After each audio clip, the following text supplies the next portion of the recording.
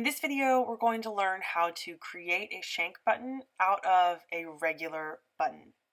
So I have just a regular 4-hole button here and a needle threaded quadrupled with a knot tied at the end.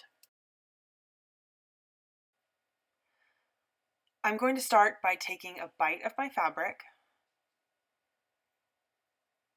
and putting my button down through any of the holes,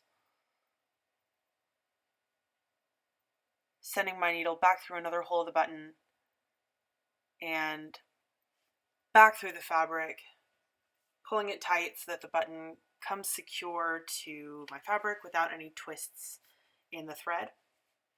Now I'm going to bring that needle back up from the back of the fabric into a different hole of the button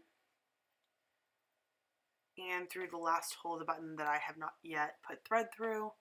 Pull it all the way down through the bottom of the fabric.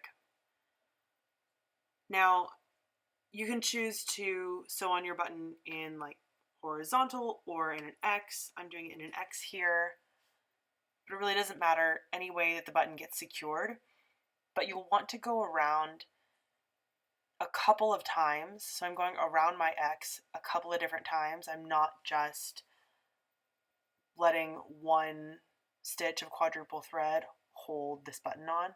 I'm going around it multiple times.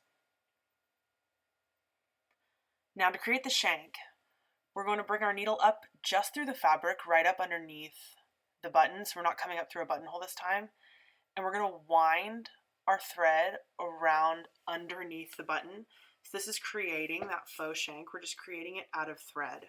And to tie this off, we are going to create a loop around the button and send our needle through the loop you created and pull tight.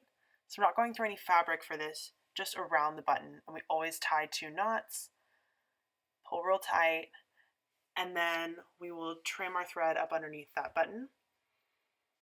So by wrapping all that thread around, we have allowed the button to stand up and away from the fabric so you can fit a thicker piece of fabric around that button. Even though we didn't have a built-in shank, that's your shank button.